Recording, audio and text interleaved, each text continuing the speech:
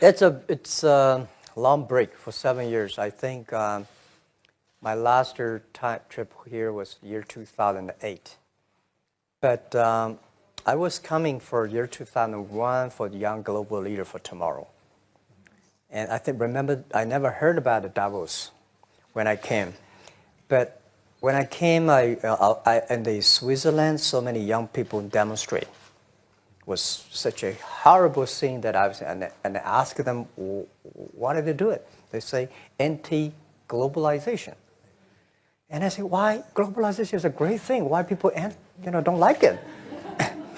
And then we come all the way for 2 hours here. There's a machine gun. There's people checking. I say, oh God, is that a forum or is that prison we're going to go? Is that? But when I joined the forum as the Young Global Leader, I was thrilled by so many ideas. For the first 3-4 years, I learned what does the globalization mean? What does the corporate citizenship mean? What about social responsibility mean? And all these new ideas, and I see so many great leaders talking about leadership, and I benefit a lot. And the year 2008 and 9, when the financial crisis came, I think it's better to go back to work, because we can never win the world by talking. So we go back, spend 7 years. Now I come back, I think it's time to do something return. Because I learned so much.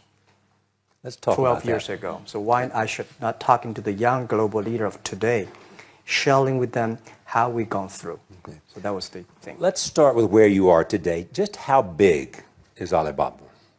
How many people come every day? How many people come in a week? How fast is it growing? Yeah, we have over 100 million buyers visiting our site, shopping our site every day. And we created 100 million every day. We created 14 million jobs for China, directly and indirectly.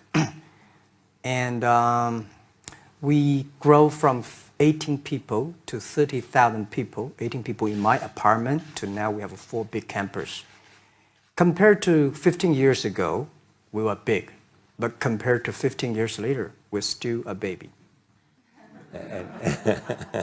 How big will you be 15 years from now?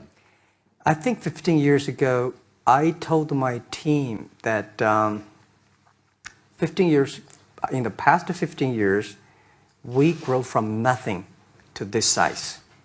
And 15 years later, I want people to know about Alibaba, know Taobao, because it's already everywhere. I want 15 years ago when we talk about what is e-commerce, why small business can using this e-commerce, this internet, can do business across the nation. And I hope 15 years later, people forget about e-commerce because they think it's like electricity. Nobody thinks it's a high tech today. Now, this is something that I don't want 15 years later.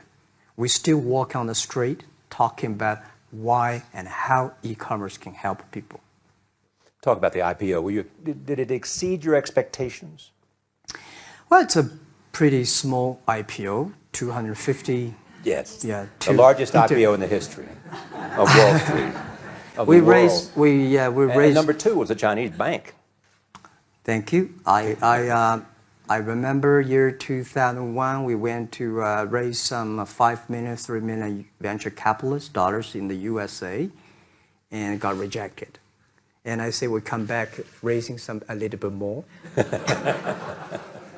But I think what we think more about is for $25 billion, how we can spend the money efficiently, because this is not the money, this is the trust from the world, the trust from those people.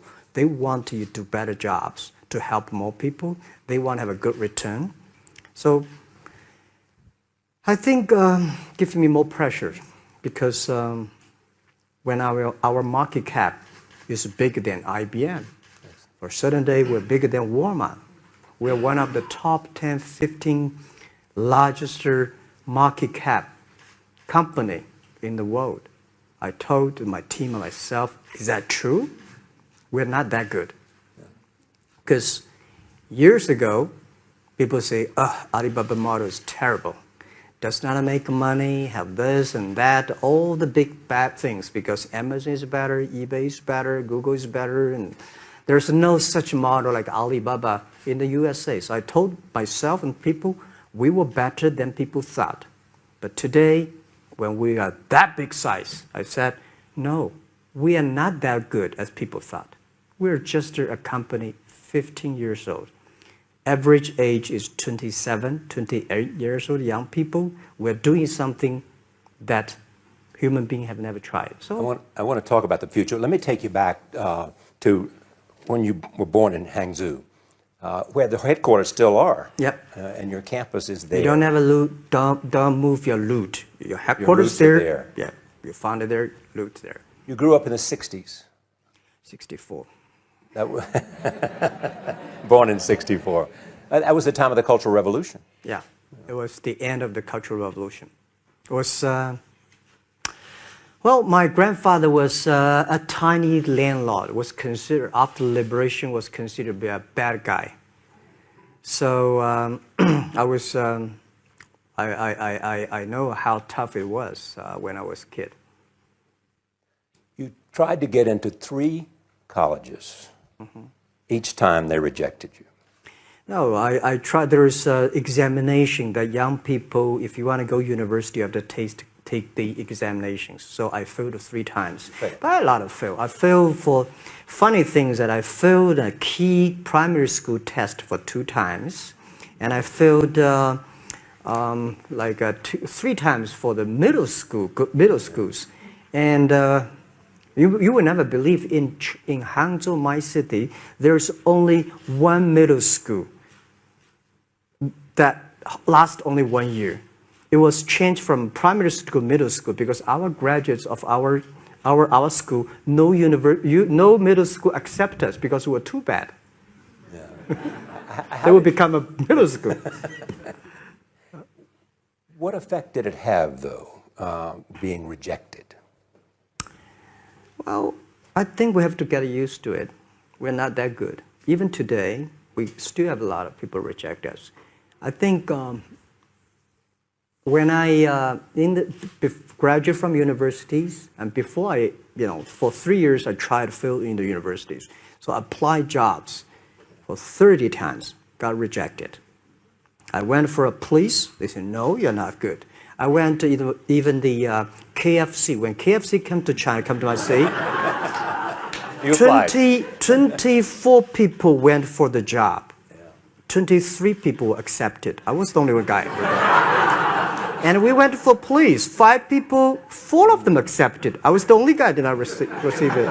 So to me, being turned down, rejected. Oh, by the way, I told you that I applied for Harvard for 10 times, rejected. I know I'll be rejected. I just want to say that. They're sorry now. 10 times you wrote them and said, I'd like to come to Harvard.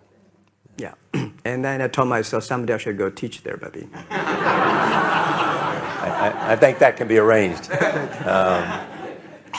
Richard Nixon came to Hangzhou. Yeah. And after that, tourists flooded the place. Yeah. And that's how you learned English. Yeah.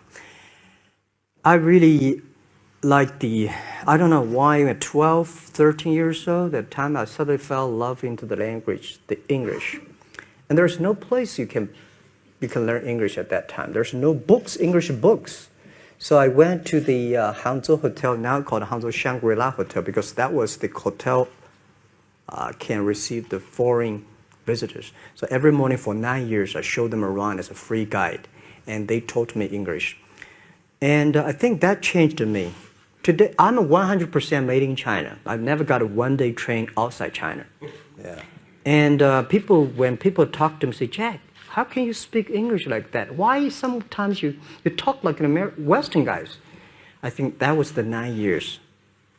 These Western tourists opened my mind because everything they told me are so different from the things I learned from the schools and from my parents. So now I have a habit. Whatever I see, whatever I read, I use my mind, think about for 2 minutes. Is that how Ma June became Jack Ma? Actually, Jack, the name was given by a lady in tennis. She's a tourist. She came here and she said, came to Hangzhou. We become a pen friends. Ma Ring is so difficult to pronounce. So she said, do you have an English name? I said, don't. So can you give me an English name? She said, okay. She said, my father called it Jack. My husband called Jack. What do you think about Jack? I said, good.